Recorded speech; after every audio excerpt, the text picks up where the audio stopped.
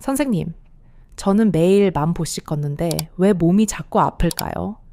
진료실에서 제가 가장 많이 듣는 질문 중 하나입니다. 여러분도 혹시 걷기만 하면 건강해진다고 믿고 계신가요? 죄송하지만 그 믿음이 여러분의 수명을 갉아먹고 있을지도 모릅니다. 충격적인 통계가 있습니다. 현재 70세인 어르신들 중 85세까지 건강하게 생존하는 비율은 고작 30%도 되지 않습니다. 나머지 70%는 요양병원에 누워 있거나 안타깝게 세상을 떠납니다. 도대체 무엇이 이 거대한 차이를 만들까요? 단순히 운이 나빠서일까요? 아닙니다. 오늘 저는 40년 노화의학의 정수를 담아 대부분의 사람들이 건강을 위해 하고 있지만 사실은 노화를 앞당기는 치명적인 5가지 습관을 폭로하려 합니다. 특히 매일 챙겨 드시는 이 약이 몸속 영양소를 도둑질하고 있다는 사실을 아는 분은 거의 없습니다. 85세의 벽을 건강하게 넘고 싶다면 오늘 영상을 끝까지 시청해주세요. 반갑습니다. 여러분의 건강한 노후를 함께 고민하고 연구하는 의학 박사 이재영입니다. 본격적인 이야기를 시작하기에 앞서 오늘 이 내용이 여러분의 삶에 작은 울림이 된다면 좋아요 버튼을 한 번씩 꾹 눌러주세요. 여러분의 소중한 관심이 더 깊이 있는 연구와 유익한 건강 정보를 만드는데 정말 큰 힘이 됩니다. 제가 진료 현장에서 수많은 환자분들을 뵙다 보면 참으로 안타까운 순간들이 많습니다. 정말 성실하게 사셨고 나름대로 건강 관리도 열심히 하셨는데 왜 이렇게 일찍 무너지셨을까 하는 의문이 드는 분들이 계시죠. 그분들의 생활을 현미경 들여다보듯 자세히 살펴보면 공통적으로 발견되는 몇 가지 치명적인 구멍들이 보입니다. 그것은 우리가 흔히 건강하다고 믿었던 상식 속에 숨겨진 날카로운 칼날과도 같습니다. 첫 번째로 여러분께 경고하고 싶은 습관은 바로 사회적 고립이라는 보이지 않는 독소입니다. 많은 어르신들이 나이가 들면 사람 만나는 것이 귀찮고 피곤하다며 스스로를 집 안에 가두십니다. 나는 혼자 있는 게 편해. 스트레스 안 받고 좋지 뭐 라고 말씀하시지만 우리 몸은 그렇게 받아들이지 않습니다. 의학적으로 볼 때 하루 종일 아무와도 대화하지 않고 고립되어 지내는 것은 매일 담배 15개비를 피우는 것과 맞먹는 해악을 끼칩니다. 미국에서 30만 명을 대상으로 진행한 대규모 추적 관찰 연구 결과는 실로 충격적입니다. 사회적으로 단절된 노인은 그렇지 않은 노인에 비해 조기 사망률이 무려 50%나 높게 나타났습니다. 이것은 비만이나 운동 부족으로 인한 사망 위험보다 훨씬 더 높은 수치인데도 대부분의 사람들은 이를 심각하게 여기지 않습니다. 외로움은 단순히 감정의 문제가 아니라 우리 몸의 생화학적 균형을 무너뜨리는 질병의 씨앗이기 때문입니다. 우리가 혼자 고립되어 있을 때 우리 뇌는 이것을 생존의 위협으로 인식하고 비상사태를 선포합니다. 이때 코르티솔이라는 스트레스 호르몬이 과도하게 분비되는데 이 호르몬이 혈관을 타고 돌며 전신의 만성염증을 일으킵니다. 만성염증은 혈관벽을 헐게 만들고 면역세포를 지치게 하여 암세포가 자라기 쉬운 환경을 조성합니다. 실제로 제가 만난 한 환자분은 평생 술, 담배를 하지 않고 소식하셨지만 사별 후 극심한 외로움 속에 지내시다 급격한 인지기능 저하를 겪으셨습니다. 그분의 뇌를 검사해 보았을 때 알츠하이머의 징후보다 더 뚜렷했던 것은 만성적인 염증 수치와 위축된 해마였습니다. 사람을 만나고 대화하는 과정은 뇌에게 있어 가장 고난도의 지적 유의이자 강력한 운동입니다. 상대방의 표정을 읽고 말의 뉘앙스를 파악하고 적절한 단어를 고르는 과정에서 뇌세포는 끊임없이 자극을 받고 연결망을 튼튼하게 유지합니다.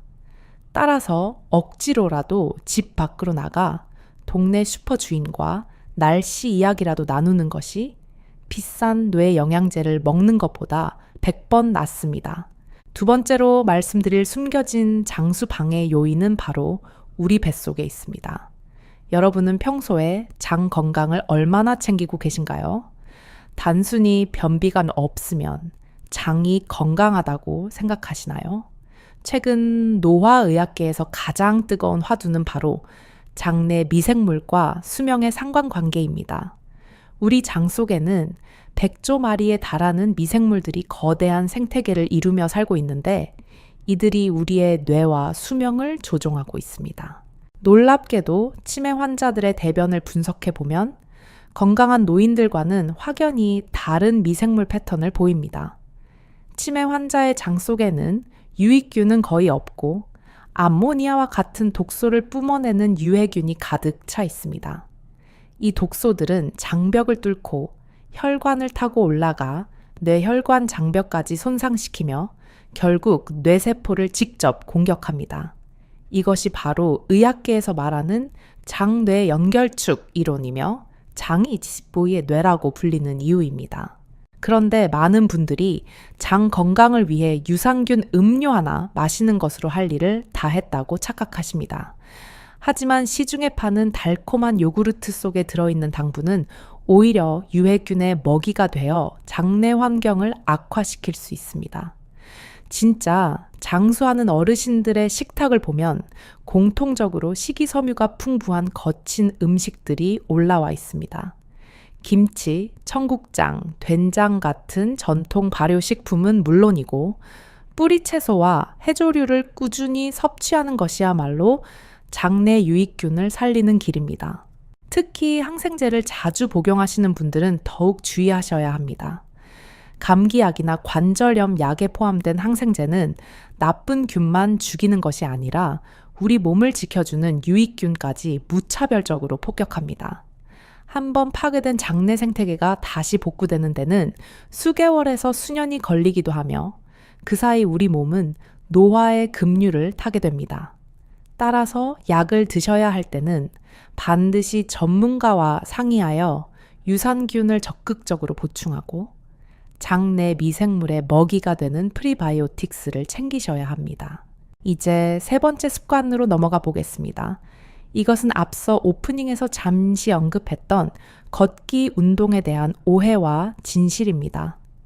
대한민국 어르신들이 가장 사랑하는 운동이 바로 걷기이고 저도 걷기의 효능을 부정하지는 않습니다.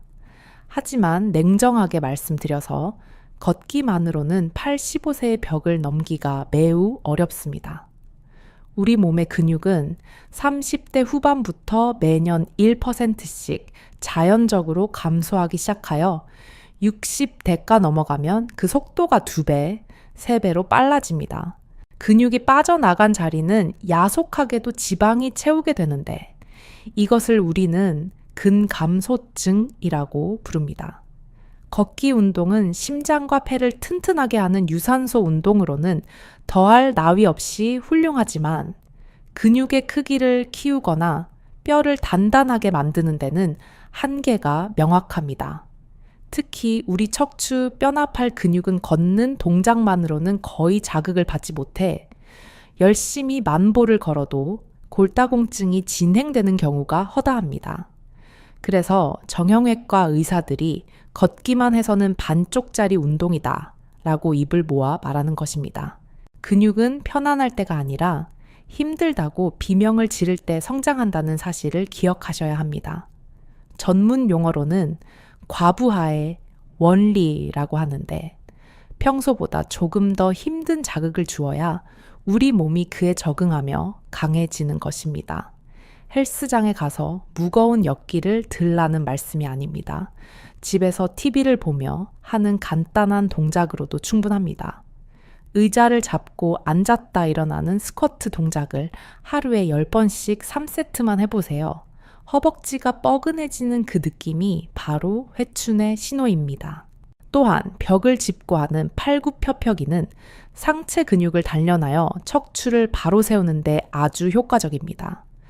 이렇게 근력 운동을 일주일에 2번만 병행해도 낙상 사고를 예방하고 당뇨병 위험을 현저히 낮출 수 있습니다.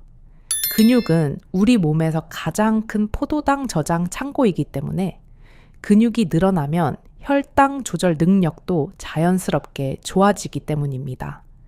이제부터는 걷기 운동을 마치고 들어오셔서 단 10분이라도 근력 운동에 투자하는 지혜가 필요합니다.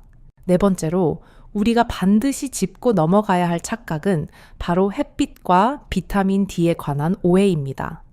나는 매일 산책하니까 비타민 D는 충분할 거야 라고 생각하신다면 그것은 정말 위험한 도박을 하고 계신 겁니다. 질병관리청 통계에 따르면 대한민국 국민의 90%가 비타민 D 결핍 상태이며 이는 세계적으로도 가장 낮은 수준입니다. 분명 햇빛을 쬐면 비타민 D가 생성된다고 배웠는데 왜 이런 모순적인 결과가 나오는 걸까요? 그 이유는 우리 피부가 햇빛을 받아 비타민 D를 합성하는 능력은 나이가 들수록 급격히 떨어지기 때문입니다. 70대 어르신의 피부 공장은 20대 젊은이 공장에 비해 생산 효율이 4분의 1 토막도 나지 않습니다. 게다가 우리나라는 위도상 자외선이 약한 편이고 미세먼지나 긴 옷, 자외선 차단제 사용으로 인해 햇빛만으로 필요량을 채우기는 사실상 불가능합니다. 햇빛만 믿고 있다가는 뼈 건강은 물론 면역 체계까지 무너지는 결과를 초래할 수 있습니다. 비타민 D가 부족하면 단순히 뼈만 약해지는 것이 아니라 전신이 무너지는 노소의 현상이 가속화됩니다. 최근 대한내분비학회 연구에서는 혈중 비타민 D 농도가 낮은 남성 노인의 경우 그렇지 않은 사람보다 노소의 위험이 1.7배나 높다는 사실이 밝혀졌습니다. 면역력이 떨어져 대상포진이나 폐렴 같은 감염병에 취약해지고 우울증과 인지 기능 저하까지 초래할 수 있습니다. 비타민 D는 단순한 영양소가 아니라 우리 몸의 세포를 깨우고 조절하는 호르몬과 같은 역할을 하기 때문입니다. 그럼 음식으로 먹으면 되지 않나요? 라고 물으시겠지만 이것 또한 현실적으로 매우 어렵습니다. 비타민 D 하루 권장량을 음식으로 채우려면 매일 계란 노른자 40개를 먹거나 우유 10잔을 마셔야 하는데 이게 과연 가능한 일일까요? 오히려 콜레스테롤 걱정 때문에 건강을 더 해칠 수도 있습니다. 그래서 저는 환자분들에게 병원에서 정확한 혈액 검사를 통해 자신의 수치를 확인하고 필요하다면 영양제로 보충하는 것을 강력히 권해드립니다. 비타민 D 수치를 정상 범위인 30에서 100 사이로 유지하는 것만으로도 낙상 위험을 줄이고 사망률을 낮출 수 있다는 연구 결과는 수없이 많습니다. 이것은 가장 저렴하면서도 확실하게 노후 건강을 지키는 보험과도 같습니다. 이제 마지막 5번째 이야기로 넘어가겠습니다. 이것은 아마 오늘 영상에서 가장 충격적이고 중요한 내용이 될 것입니다. 우리가 건강을 위해 매일 챙겨 먹는 약들이 사실은 우리 몸속의 필수 영양소를 몰래 훔쳐가고 있다는 드럭머거 이론입니다. 고혈압, 당뇨, 고지혈증 약은 분명 질병을 관리하는 데 필수적이지만 동전의 양면처럼 부작용도 존재합니다. 약물이 우리 몸에서 대사되는 과정에서 특정 영양소를 고갈시키거나 흡수를 방해하기 때문입니다. 이 사실을 모르고 약만 열심히 드시다가는 병은 잡았지만 몸은 점점 시들어가는 역설적인 상황에 빠지게 됩니다. 예를 들어 고혈압 환자분들이 가장 많이 드시는 약 중 하나인 인뇨제 성분은 혈압을 낮추기 위해 수분을 배출시키는데 이때 마그네슘과 칼륨 같은 미네랄도 함께 빠져나갑니다. 마그네슘이 부족해지면 눈 밑이 파르르 떨리거나 밤마다 종아리에 쥐가 나서 잠을 설치는 증상이 나타납니다. 심하면 부정맥과 같은 심장 질환으로 이어질 수도 있는데 이를 단순히 나이 탓으로 돌리는 경우가 너무나 많습니다. 당뇨병 환자분들의 1차 치료제로 쓰이는 메트포르민이라는 약물 또한 비타민 B12의 흡수를 방해하는 치명적인 단점이 있습니다.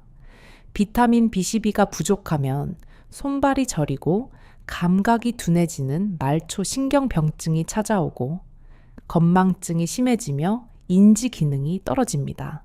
가족들은 이를 보고 어머니가 치매가 오셨나 보다 하며 가슴을 치지만 사실은 영양소 결핍이 원인인 경우가 비일비재합니다. 고지혈증 약인 스타틴 계열 역시 우리 몸의 에너지 배터리인 코엔자임 Q10의 생성을 억제하여 약을 먹을수록 오히려 기운이 없고 온몸이 쑤시는 부작용을 낳습니다. 속이 쓰릴 때 습관적으로 드시는 위장약조차 장기 복용할 경우 칼슘 흡수를 막아 뼈를 스펀지처럼 약하게 만들 수 있습니다. 이것은 약을 끊으라는 말씀이 절대 아닙니다. 약이 주는 이득은 취하되 잃어버리는 영양소는 반드시 따로 채워주셔야 한다는 뜻입니다. 자신이 먹는 약이 어떤 영양소를 고갈시키는지 담당 의사나 약사에게 꼭 물어보시고 식단이나 영양제로 보충하는 지혜가 필요합니다. 이제 우리의 시선을 조금 더 깊은 곳, 우리 몸을 이루는 가장 작은 단위인 세포 속으로 돌려보겠습니다. 최근 노화과학계에서 노벨상을 받으며 주목받은 텔로미어라는 개념을 들어보신 적이 있으신가요? 운동화 끈의 끝부분을 보면 끈이 풀리지 않도록 감싸고 있는 플라스틱 캡이 있는데 텔로미어가 바로 우리 유전자 끝에 달린 이 캡과 같습니다. 세포가 분열할 때마다 이 텔로미어의 길이는 조금씩 짧아지는데 이것이 다 닳아 없어지면 세포는 더 이상 분열하지 못하고 죽게 됩니다. 즉, 텔로미어의 길이가 곧 우리의 남은 수명을 알려주는 생체 시계인 셈입니다. 놀라운 것은 우리의 생활 습관에 따라 이 텔로미어가 짧아지는 속도를 늦추거나 심지어 다시 길어지게 할 수도 있다는 사실입니다. 스탠퍼드 대학의 연구진은 늙은 쥐와 젊은 쥐의 혈관을 연결하는 실험을 통해 젊은 피 속의 특정 성분이 노화된 세포를 되살리는 것을 확인했습니다. 우리가 뱀파이어처럼 젊은 피를 수혈받을 수는 없지만 스스로의 힘으로 세포를 젊게 만드는 가장 강력한 방법이 있습니다. 그것은 바로 잠입니다. 그냥 자는 것이 아니라 기절하듯 깊이 빠져드는 숙면이 필요합니다. 광주에 사시는 69세 정명호님은 매일 8시간을 꼬박 주무신다고 자랑하셨지만 검사 결과는 충격적이었습니다. 실제로는 뇌가 쉬지 못하고 얕은 잠만 자는 가짜 수면 상태였기 때문에 자도 피곤하고 기억력이 떨어졌던 것입니다. 수면에는 단계가 있습니다. 얕은 잠에서 시작해 아주 깊은 잠인 서파 수면 단계에 도달해야만 비로소 우리 몸의 회복 시스템이 가동됩니다. 이 깊은 잠의 시간 동안 성장 호르몬이 쏟아져 나와 손상된 세포를 수리하고 텔로미어의 길이를 보호합니다. 더 중요한 것은 뇌 청소 작업입니다. 낮 동안 뇌를 쓰면서 쌓인 베타 아밀로이드라는 치매 유발 독소가 바로 이 깊은 잠을 잘 때 씻겨 내려갑니다. 하지만 안타깝게도 나이가 들수록 이 깊은 잠의 비율은 60대 기준 5% 이하로 뚝 떨어집니다. 즉, 나이가 들면 잠을 자도 잔 것 같지 않고 뇌 속의 쓰레기가 계속 쌓이는 구조로 변해가는 것입니다. 미국 의과 대학 연구에 따르면 깊은 잠을 충분히 자는 노인은 그렇지 못한 노인보다 사망률이 43%나 낮았습니다. 그렇다면 어떻게 해야 이 귀한 깊은 잠을 늘릴 수 있을까요? 정답은 침실 환경과 저녁 습관의 혁신적인 변화에 있습니다. 침실 온도는 18도에서 20도 사이로 약간 서늘하게 유지하는 것이 깊은 잠을 유도하는 최고의 비결입니다.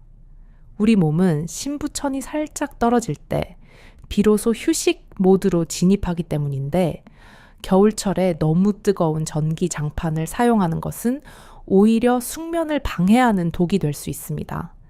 또한 빛을 완벽하게 차단해야 우리 뇌에서 천연 수면제인 멜라토닌이 콸콸 쏟아져 나옵니다.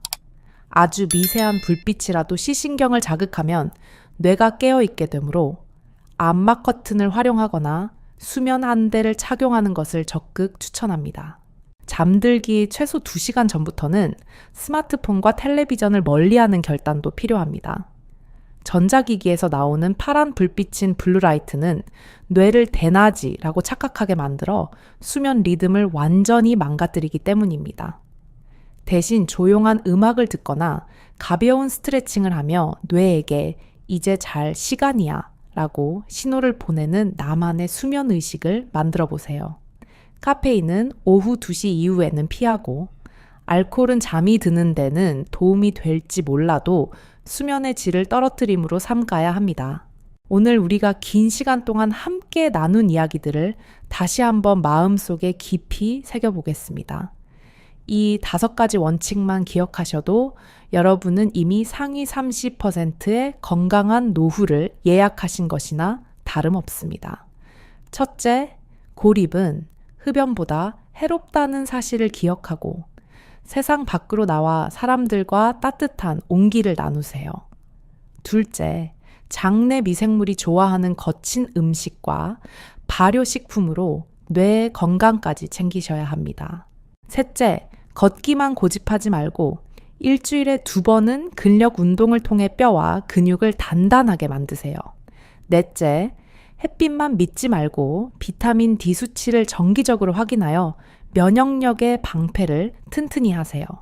다섯째, 내가 먹는 약이 빼앗아가는 영양소가 무엇인지 파악하고 보충하여 약의 부작용으로부터 내 몸을 지키세요. 그리고 이 모든 것의 기본이 되는 질 좋은 수면으로 세포를 매일 밤 재생시키는 것입니다. 이 모든 것을 한꺼번에 바꾸려고 욕심내지 않으셔도 됩니다.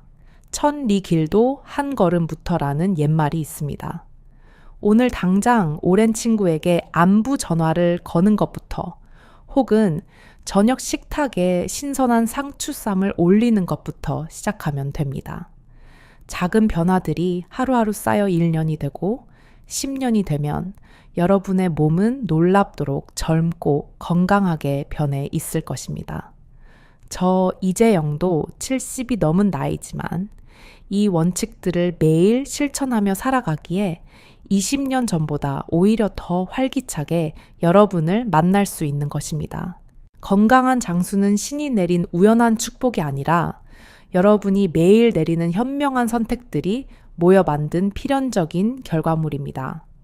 오늘 이 영상이 여러분의 남은 인생을 병원 침대가 아닌 사랑하는 가족들의 곁에서 웃으며 보내게 만드는 소중한 이정표가 되기를 진심으로 소망합니다. 여러분의 몸은 생각보다 훨씬 더 강한 회복력을 가지고 있습니다. 지금부터라도 올바른 방향으로 이끌어주면 반드시 보답합니다. 이제 여러분의 차례입니다. 오늘 알게 된 사실 중 어떤 것부터 실천해 보시겠습니까? 혹시 주변에 나이 들어서 아픈 건 당연하지 라며 체념하고 계신 분들이 있다면 이 영상을 꼭 공유해 주세요. 여러분의 따뜻한 관심과 작은 공유가 누군가의 생명을 구하고 건강하고 품위 있는 100세 시대를 여는 열쇠가 될 수 있습니다. 저희 연구팀은 앞으로도 과학적으로 검증된 그리고 실생활에서 바로 적용할 수 있는 유익한 정보들로 여러분 곁을 지키겠습니다. 오늘 내용이 도움이 되셨다면 좋아요와 구독 버튼을 눌러 저와 함께 건강한 여정을 계속해 주시길 부탁드립니다. 지금까지 여러분의 든든한 건강 동반자, 의학 박사 이재영이었습니다. 오늘도 세포 하나하나가 살아 숨쉬는 건강하고 활기찬 하루 보내시길 바랍니다. 감사합니다.